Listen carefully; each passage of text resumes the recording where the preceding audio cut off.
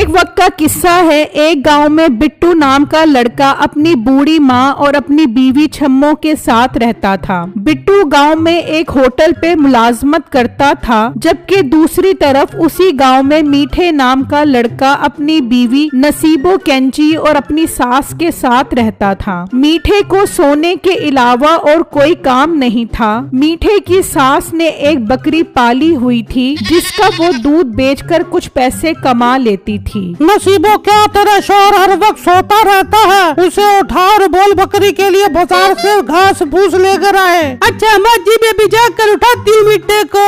फिर नसीबो मीठे के पास आती है। अरे मीठे उठ जा, क्या तू हर वक्त सोता रहता है? जा बाजार से बकरी के लिए घास फूस लेके आ। और मोटी नाक वाली औरत, तू और तेरी माँ तो मेरी नाक को ही लड़ गए हैं। तेरी माँ की बकरी जितनी कमजोर हो गई है, उसे घास की जरूरत नहीं कसाई की जरूरत है। उसे ज़िबा करवा के कुछ गोश्त तो खाने को मिल जाएगा। मीठे क्या तू ओल फोल बक रहा है? मौजी ने सुन लिया तो तेरी खैर नहीं। चल उठ जा, जाके घास लेके आ। अच्छा जाता हूँ। एक तो तुम लोग सुकून से सोने भी नहीं देते। फिर नसीबो और मीठा बाहर आ जाते हैं। लाओ सासू माँ, घास के पैसे दो ताकि मैं घास खरीद कर आऊँ। हाँ कैसा दबाद है, सास से पैसे मांगते हुए तुझे शर्म नहीं आती? एक काम कर, बकरी को साथ ले जा और खेत से इसे घास फूस चरा कर आ। हाँ मीठे माँ जी ठीक बोल रही है, किसी के खेत में ले जाओ, उसे तुला के घास खिला के लेके जब तक मोटी ना हो जाए। फिर मीठा उस बकरी को लेकर निकलता है, जबकि दूसरी तरफ बिट्टू होटल पर काम कर रहा होता है। तो गांव का थानेदार होटल पर आता है। लड़के काम करे, 1 किलो बकरे की कढ़ाई और 10 रोटियां पैक कर दे। ठीक है साहब जी, मैं भी पैक करके देता हूँ। फिर बिट्टू उसे पार्सल देता है। साहब जी आपके पूरे 1500 रुपए हो गए हैं। तेरी हिम्मत, तू मुझे पुलिस ऑफिसर से पैसे मांगेगा? मुझे काम कर बंद करवाने का होटल। ये सब माजरा देखकर होटल का मालिक वहाँ पर आ जाता है। क्या हुआ साहब जी, आप बहुत गुस्से में लग रहे हैं। तेरे मुलाजिम की इतनी हिम्मत के मुझसे पैसे मांग रहा है। तेरा तो मैं होटल बंद करवाता हूँ। इंस्पेक्टर साहब, लड़के से गलती हो गई, खुदारा होटल बंद मत करवाना। इस लड़के को जब तक सजा नहीं मिलेगी, से माफी नहीं मिलेगी। पुलिस साहब आप चाहते क्या हो बताओ? ये लड़का मुझे आज के बाद नजर नहीं आना चाहिए। अभी के अभी से नौकरी से फारग कर। मोटे देख ले, तेरी वजह से मेरे होटल का मसला बन रहा है। तू शाबाश, आज से नौकरी से फारग है। पर मालिक मेरा क्या कसूर है? मैंने तो जो चीज बेची है उसके पैसे मांग रहा हूँ। देख लो, ये अभी भी बदतमीजी से बाज नहीं आ रहा। मुझे बंद करवाने का होटल। नहीं पुलिस साहब, ऐसा मत करना। चल मोटे, तू निकल, होटल से निकल।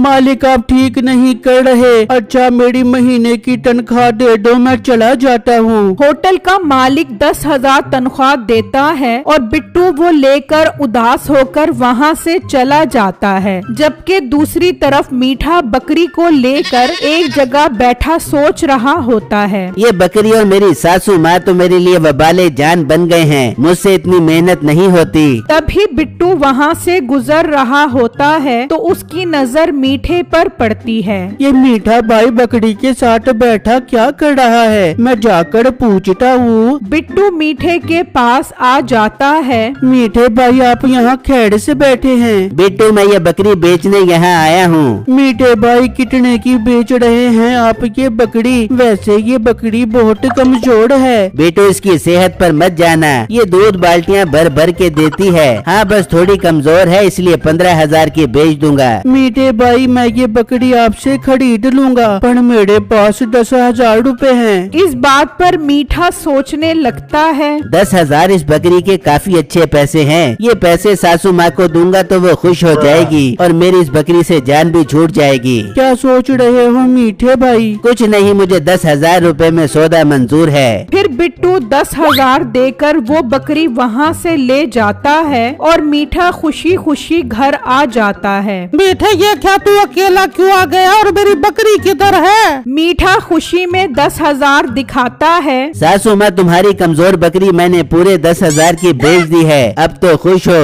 हाँ मनहूस इंसान, ये तूने क्या कर दिया? उसका दूध बेचकर तो मेरा गुजारा होता है। तू मेरी बकरी ला कर दे, वरना मैं तुझे मार मार के गज्जा कर दूंगी। मीठे माजी बहुत गुस्से में है, जा बकरी वापस लेके आ। बेगम वो बकरी तो अब वापस नहीं मिल सकती। सासू माँ अब ये 10,000 रूपए लो और फिक्र मत करो, अब से आपका सारा खर्चा मैं करूँगा। ला दे 10,000 रूपए और जाकर कोई काम धंधा ढूंढ।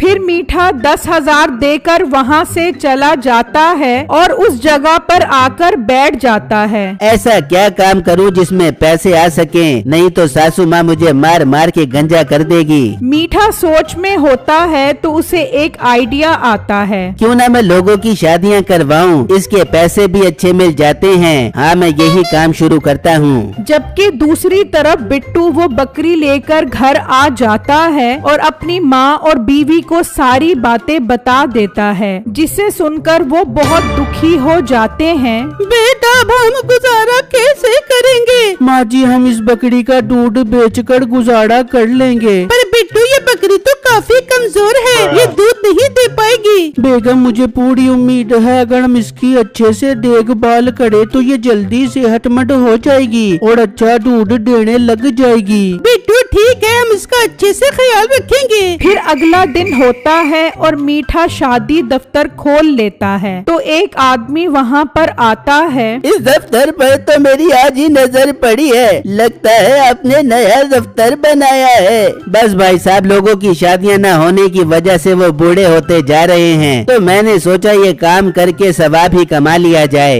ये तो आपने बहुत अच्छा काम किया है। मुझे ही देख लो, शादी ही नहीं हो रही, अब तो मेरी उम्र 45 साल हो गई है। भाई आपको मेरे होते हुए परेशान होने की जरूरत नहीं है, मैं करवाऊंगा आपकी शादी। अपनी डिमांड बता दो। डिमांड ज्यादा नहीं, बस लड़की 23-24 साल की हो, लंबे लंबे बाल हो, नीली नीली आंखें हो उसकी। ये डिमांड कुछ ज्यादा नहीं है। खैर, मेरे होते हुए आपको परेशान होने की जरूरत नहीं है। समझो आपका काम बन गया। 20,000 रूपए फीस होगी आपकी। पैसों की टेंशन नहीं लेनी आपने, मैं एडवांस 5,000 रूपए देता हूँ, बाकी पैसे शादी के बाद। फिर वो आदमी 5,000 देकर चला जाता है। मीठा ये पैसे देखकर खुश होता है। मीठे, तेरा काम तो चल पड़ा, अब घर जाकर खुशखबरी सुनाता हूँ। फिर मीठा वहाँ से निकलता है और घर आकर सारी बातें बताता है। वाह बेटा, तूने तो कमाल कर दिया, पर ये बता तू लड़की कहाँ से ढूंढेगा? सासू माँ, मेरे जहन में कमाल का आइडिया चल रहा है, इस तरह हम बहुत जल्दी अमीर हो जाएंगे। पर मिठे वो आइडिया तो बता।